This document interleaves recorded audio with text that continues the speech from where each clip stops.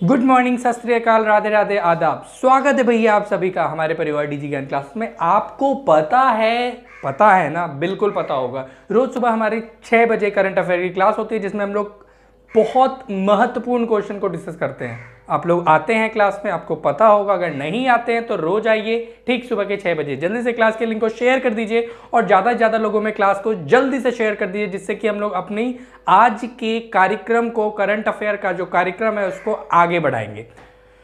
तो शेयर कर दिया, लाइक कर दिया, सब्सक्राइब कर लिया, आगे बढ़े। चलो आज का मोटिवेशनल कोट देखते हैं। दोस्तों आज का मोटिवेशनल कोट है, माना कि आज बड़ी तकलीफ है पर कल कामयाबी भी बड़ी होगी। बिल्कुल सही बात है। अगर आज तकलीफ झेल लोगे ना भाई, तो कल कोई ऑफिस में बैठ के एकदम आराम से किसी पे हुक्म चलाओगे। कोई कलम चला रहा है, कोई आग पे आगे पीछे दौड़ रहा है। इसीलिए आज मेहनत कर लो, कल आपकी जॉब बिल्कुल पक्की है। तो चलिए फिर आज का कारवा को आगे बढ़ाते हुए आज का पहला सवाल देखते हैं। तो आज का पहला सवाल आपके स्क्रीन पर टैंटड़ा ये रहा। तो दोस्तों आज का पहला सवाल है, कहाँ की सरकार ने प्रतिभाशाली लड़कियों के लिए सुपर 75 स्कॉलरशिप योजना को लॉन्च किया है? सुपर 75 स्कॉलरशिप योजना कहाँ लॉन्च की गई है? Option A Jammu Kashmir, option B Puducherry, option C Lakshadweep या फिर ऑप्शन डी चंडीगढ़। जहां जहां तक मेरा क्वेश्चन पहुंच रहा है वहां वहां से आपका कमेंट आना चाहिए। कमेंट सेक्शन में कमेंट करके अपने जवाब से कमेंट को पटा दीजिए। पूरा कमेंट ही कमेंट होना चाहिए। तो दोस्तों जम्मू कश्मीर, ऑप्शन नंबर जम्मू कश्मीर जो है बिल्कुल सही जवाब है। जम्मू कश्मीर के राज्यपाल मनोज सिन्हा जी ने सुपर 75 स्कॉलरशिप स्कीम को शुरू किया है। बहुत इंपॉर्टेंट है। अब ये योजना से फायदा किसको मिलेगा? देखिए, ये योजना से गरीब परिवारों की जितनी भी प्रतिभाशाली लड़कियां होंगी उनको पढ़ाई दिया जाएगा। पढ़ाई, शिक्षा मुफ्त में दी जाएगी। अब इसके एक और पहलू है, कहने का मतलब एक और इससे लाभ मिल सकता है। तो लाभ ये है, अगर किसी भी लड़कियों का उम्र 18 से लेकर 35 वर्ष हो जाता है तो उनको सरकार की तरफ से 5 लाख की राशि बिजनेस करने के लिए दी जाएगी। तो ये फायदे थे इस योजना के। कैसा लगा फायदा? कमेंट करके बताइएगा। आपका सवाल का जवाब सही था कि नहीं। कमेंट करके नहीं बोल रहे फायदा कैसा था, जवाब सही था कि नहीं, ये कमेंट करना है। अब थोड़ा जम्मू कश्मीर के बारे में जाने। दोस्तों जम्मू कश्मीर का 2 कैपिटल है, एक शीतकालीन एक ग्रीष्मकालीन। शीतकालीन कैपिटल जम्मू है और ग्रीष्मकालीन कैपिटल श्रीनगर है। और यहाँ के हाईकोर्ट के चीफ जस्टिस कौन है? तो हाईकोर्ट के चीफ जस्टिस है पंकज मित्तल, याद रखिएगा नाम। और तो और यहाँ का वुलर झील ताजे पानी के लिए बहुत ज़्यादा फेमस है। और यहाँ पर डल झील भी देखने को मिलेगा, नागिन झील भी देखने को मिलेगा। बहुत ही ज़्यादा ये तीनों झील इंपॉर्टेंट है। आगे बढ़ते हैं आज के दूसरे प्रश्न की ओर। चलिए फिर आज का दूसरा प्रश्न है कि अक्षय पात्र नामक सभी महिलाओं को कला प्रदर्शनी का आयोजन कहाँ किया जाएगा? अक्षय पात्र नामक सभी महिलाओं की कला प्रदर्शनी कहाँ आयोजित की जाएगी? चंडीगढ़, गुजरात, पुडुचेरी या फिर न्यू दिल्ली? ध्यान से सोच समझकर जवाब दीजिएगा। गलत जवाब होने पर आपका नंबर बिल्कुल नहीं कटेगा, बस आपको सीखना है यहाँ। तो दोस्तों नई दिल्ली इसका बिल्कुल सही जवाब होगा। केंद्रीय मंत्री, याद रखिएगा, केंद्रीय मंत्री प्रहलाद पटेल जी जो कि एक संस्कृति मंत्री हैं, केंद्रीय संस्कृति मंत्री प्रहलाद पटेल जी ने ये अक्षय पात्रा योजना की शुरुआत की है। अब ये योजना किसके लिए है? तो दोस्तों ये योजना ऑब्वियसली बात है महिलाओं के लिए है। महिलाओं को कला प्रदर्शनी का उद्घाटन करवाया जाएगा नई दिल्ली में प्रहलाद जी के द्वारा। अब थोड़ा दिल्ली के बारे में जान लेते हैं। दोस्तों दिल्ली का सीएम कौन है? तो भैया हमारे केजरीवाल जी सीएम है और यहाँ के लेफ्टिनेंट गवर्नर अनिल बैजल जी यहाँ के लेफ्टिनेंट गवर्नर है। और दिल्ली की पहली महिला शासक कौन थी? तो भैया रजिया सुल्तान का नाम सुने होंगे। रजिया सुल्तान दिल्ली की पहली महिला शासक थी। अगला सवाल देखते हैं।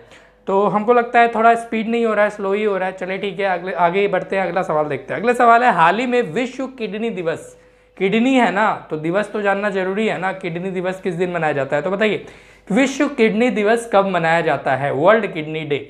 Option A 9 March, option B 11 March, option C 10 March या फिर ऑप्शन डी इनमें से कोई नहीं। ध्यान से सोच समझकर जवाब दीजिएगा। गलत जवाब पर 1 रुपया भी नहीं काटा जाएगा और सही जवाब होगा तो आपका नॉलेज बढ़ जाएगा। तो दोस्तों ऑप्शन नंबर बी 11 मार्च बिल्कुल सही जवाब है। 11 मार्च को वर्ल्ड किडनी डे मनाया जाता है। और तो और 1 मार्च को जीरो डिस्क्रिमिनेशन डे मनाते हैं। 3 मार्च को वाइल्ड लाइफ डे मनाते हैं। 8 मार्च को वुमेन्स डे मनाते हैं। 10 मार्च को CISF रेजिंग डे मनाते हैं। 13 मार्च को वर्ल्ड स्लीप डे, सोइएगा दिन भर 13 मार्च को, ठीक है। 13 मार्च को वर्ल्ड स्लीप डे मनाया जाता है। और तो और 15 मार्च को हम लोग कंज्यूमर राइट्स डे मनाते हैं। और फिर आपका एक रह गया 14 मार्च, तो भैया 14 मार्च को हम लोग पाई डे भी मनाया जाता है, ठीक है। चलिए आगे बढ़ते हैं। आज का चौथा प्रश्न, तो भैया आज का चौथा प्रश्न है, हाल ही में जारी आर्थिक स्वतंत्रता सूचकांक 2021 में कौन शीर्ष पर रहा है? 2021 में आर्थिक स्वतंत्रता सूचकांक में शीर्ष पर रहने वाला देश कौन सा है? ऑस्ट्रेलिया, न्यूजीलैंड, सिंगापुर या फिर इनमें से कोई नहीं? ध्यान से जवाब दीजिएगा, गलत हो जाएगा तो फिर गड़बड़ हो जाएगा ना भाई। और कमेंट निरंतर आप लोग करते रहिए। आप लोगों का कमेंट नहीं दिखता है कमेंट सेक्शन में, जो कि बहुत गलत बात है। कमेंट करके हर एक सवाल का जवाब देते रहिए। तो भैया याद रखिएगा, इसका सही जवाब होगा सिंगापुर। भैया 1 नंबर पे सिंगापुर रहा है, दूसरे नंबर पे न्यूजीलैंड रहा है, तीसरे नंबर पे ऑस्ट्रेलिया रहा है। तो याद रखिएगा क्रम 1 2 3, ठीक है। चलिए आज का 5वां प्रश्न देखते हैं। आज का 5वां प्रश्न है, हाल ही में रूस ने स्पेस स्टेशन बनाने के लिए किस देश के साथ समझौता किया है? स्पेस स्टेशन रूस बना रहा है, कौन से देश के साथ और कहां बना रहा है ये भी बताएंगे। पहले आप जवाब दे दीजिए। तो दोस्तों चीन, भारत, इजराइल या फिर फ्रांस? तो याद रखिएगा रूस चीन के साथ मिलकर पहला स्पेस स्टेशन चांद पर बना रहा है। याद रखिएगा साइंटिफिक रिसर्च स्पेस स्टेशन रूस और चाइना मिलकर चांद पर बना रहा है। अभी तक रशिया और अमेरिका मिलकर इस पर काम कर रहे थे, लेकिन अब रशिया आपका चाइना के साथ काम करेगा, ठीक है। इंपॉर्टेंट था बहुत ज़्यादा, इसीलिए बताना पड़ा। आगे बढ़ते हैं, अगला सवाल देखते हैं। अगला सवाल है, हाल ही में किस राज्य सरकार ने आयुष्मान भारत योजना के स्वर्ण कार्ड बनाने का अभियान शुरू किया है? स्वर्ण कार्ड बनाने का अभियान कौन से राज्य में राज्य सरकार ने शुरू किया है? हरियाणा, राजस्थान, उत्तर प्रदेश या फिर इनमें से कोई नहीं?